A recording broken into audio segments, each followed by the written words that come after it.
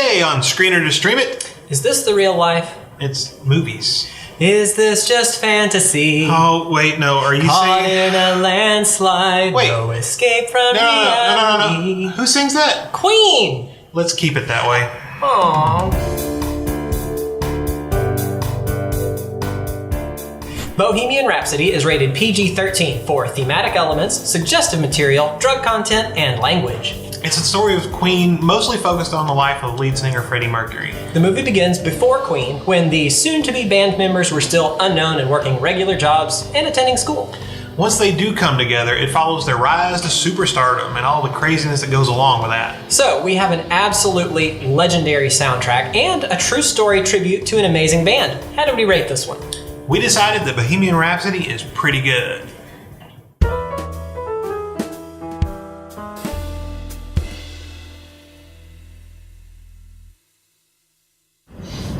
So I really enjoyed this movie, but I have a hard time recommending it to other people because I am totally biased.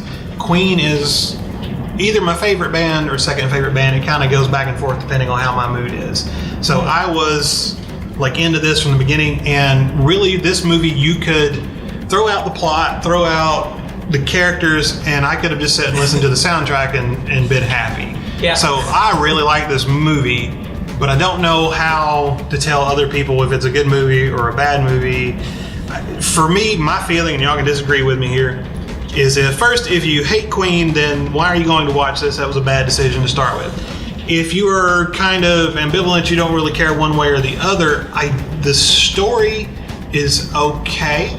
And it felt a little rushed to me. It actually felt really rushed. It felt like things were just coming really fast. I know they had to cover a lot of life in that amount of time. Like they crammed 15 years into 2 hours or something like that? Yeah, it's almost like they did that. And then... my big problem with the story was I didn't know if I was watching a Queen movie or a Freddie Mercury movie. And it was like I didn't quite get either. Yeah. Well, speaking to your point as far as your bias because you love Queen, what's your other favorite band? I have to ask. Metallica. Yeah, all right. Those are good choices. I grew up not really with Queen because my dad was stuck in the 50s, so I didn't even know this existed until Wayne's World, which that's funny in and of itself for a different reason, but I thought it was a fun movie. And I got to hear a lot of Queen music that I hadn't heard, which is nice. Some of it I didn't like. Fat Bottom Girls, I can't like it. I know it's just fun. It's just fun, but it's not my thing. I love Bohemian Rhapsody, the song. Really enjoyed the movie. It was a lot of fun. I thought it was well told. Well, and I actually did really like the story. There was some really funny parts. I laughed. I did actually tear up at the "No one's gonna bang their head in the car" to Bohemian Rhapsody part. Yeah. And but I don't know how much of that, like I said, was me being jaded by the experience. I was right by you, and I laughed out loud too, pretty hard. So I really enjoyed that. If you're not in love with Queen, like you're not like, I love this music, I think this is one that's okay to wait, catch it streaming somewhere later on. However, if you do like the music, and so I kind of had a little problem at the first because they would play like 15 seconds of a song, right, and then it would jump, and it was almost like riding in the car with someone that keeps turning the radio station. Just leave it at one. Finish a song. Yeah, and but at the end they did the medley, and it was like 20 minutes at Live Aid, and they played through this whole thing, and I'm sitting back in the chair, and I realized like, man, the speakers in the theater are way better than anything I ever had. Mm-hmm. And just sitting back in the chair with my friends and the music's playing, and I'm like, this is awesome. Like at one point I was like, it's kind of ridiculous. I did a 20-minute song, like it was like watching a 20-minute music video, but at the same time I'm like, nope, love it, it's awesome. Yeah. And so I really enjoyed that. They actually got Brian May and Roger Taylor to do a lot of the sound work on it. So that was one of the things that was really cool, is that it has that feeling like, man, I'm getting a concert. I'm getting the concert that I was too young to go to. Yeah. Right. But I'm able to see it here, and it's going to be preserved forever. Right, so speaking of the band members, that was my biggest thing in the movie, is how well everybody was cast. Everyone looked spot on, exactly like they were supposed to be. Like them. It was frightening. Even the kid from Jurassic Park that was playing John Deacon was like spot on. Well, the guy that was playing Brian May, I was seriously confused at one point if they had tried to CGI de-age Brian May and put him in. I'm like, did he just play himself? And they did a really good job of it. I went home and watched the Live Aid concert immediately after that, and even the positions of the beers and the Pepsis on top of the piano were accurate. What? I watched the whole thing, and it was just almost shot for shot. No, I really did enjoy it. I had two big problems. One problem was the pacing. Because and maybe because it's one of my favorite bands, I wanted more. I want to see how they got together. It all. I wanted it all. I wanted to see how they got together with David Bowie for Under Pressure, and that just was out. I wanted to see how they ended up doing the Highlander soundtrack, and that was gone. Yes, and not I was mentioned. happy to hear one of the songs from Highlander in the movie. And so that was one problem. The other big problem I had is, they say that the history is written by the victors. Yep. Mm-hmm. Well, Freddie Mercury is not alive to give his version of events. So we got the other three. we got the other threes. By the way, I knew how it was going to end going in, but I didn't know. But we got the other three's version of things. Right. And I noticed watching the movie that the only person that ever did anything wrong was Freddie. He instigated all the everything. And the other three band members were perfectly spotless, blameless. Even when they argued, it was playful and it was fun, and nothing ever, got mean or ugly or degenerated them. They all come out looking pristine. Well, I think they did accuse the drummer a little bit of cheating on his wife here and there. I think that was wrong. It was so glossed over, plus all the wild partying, so glossed over. It was there. Oh no, even when they had wild partying, they were like, "Oh, we're going home. It's late, and we should be in bed by now." And it just didn't feel. I mean, that may be the way it happened, but I just can't imagine. I think what they were going for is the whole the trope of the band that breaks up because they got a Yoko involved, and they were trying to do that with Freddie, but it's such a complicated story about what he went through and what was going on in his life. But we don't get to have his side of it. His go, well, no, wait, that's not the way it happened, and so it felt a little one-sided, and it might have been that way, but we'll never know, and I felt a little let down by I remember right after the movie you had said another thing that struck you as being wait a minute, come on. Was they cut to the phone banks at Live Aid and nobody's done it. Oh yeah. And then Queen comes out. $1 million.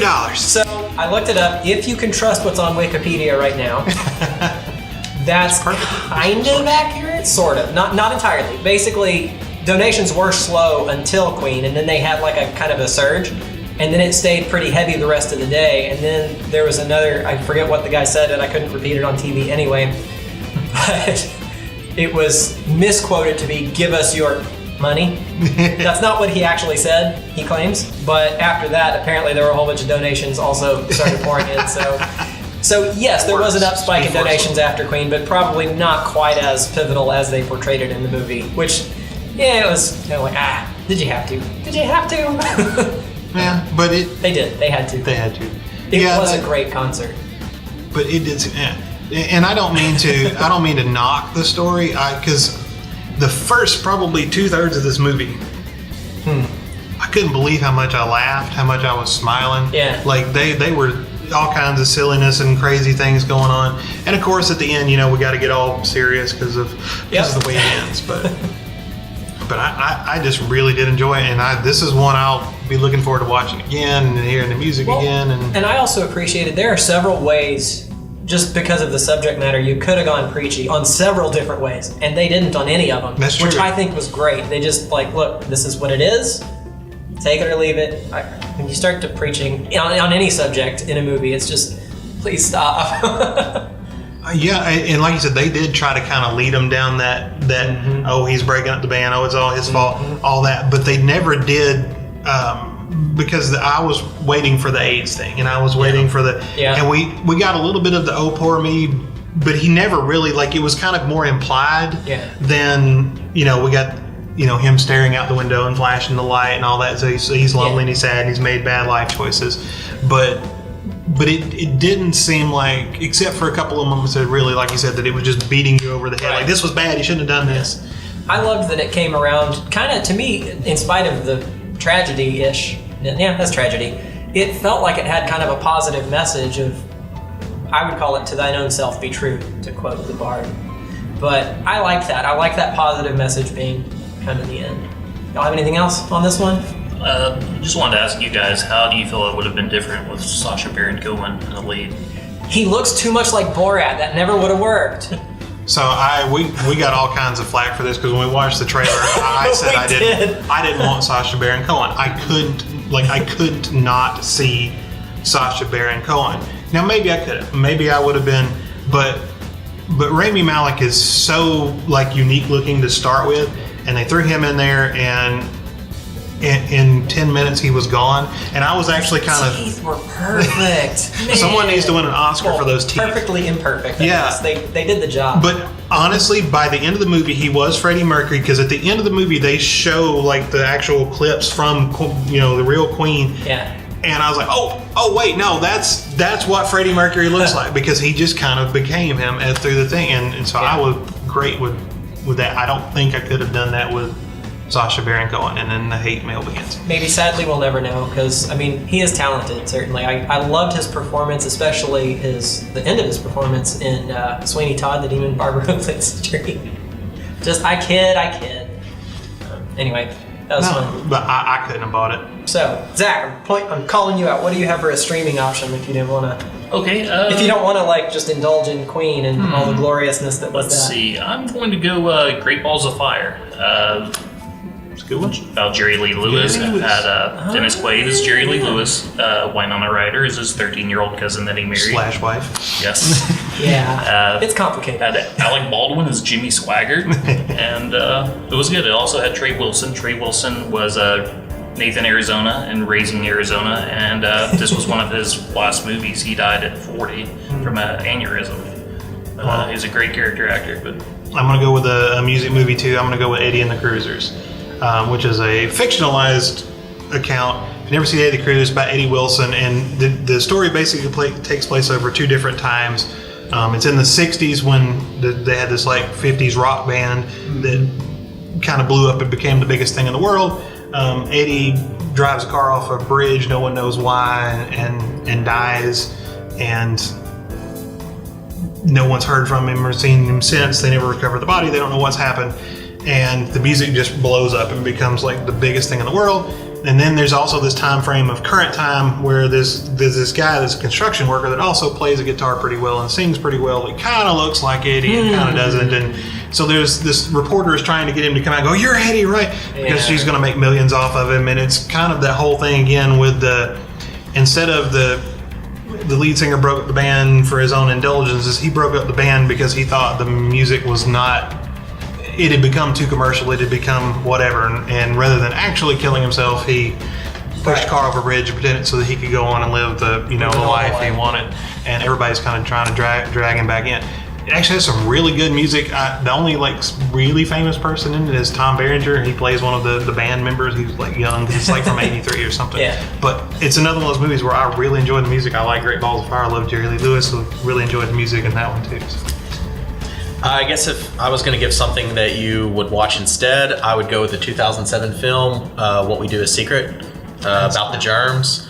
It's got a similar feel to it, but if you're not quite ready for arena rock, you want something a little more punk, this is going to be a little more underground and a little bit louder, a little bit crazier.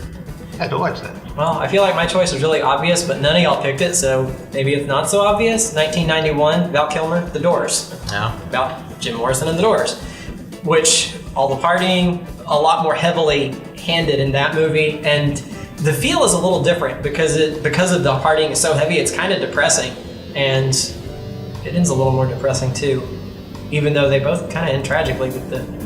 Anyway, Val Kilmer, it's got The Doors and the music and all of Jim Morrison's shenanigans, which were quite, I think, crazier probably, at least than the portrayal we got in Bohemian Rhapsody. But yeah, The Doors, rated R. Hide your kids.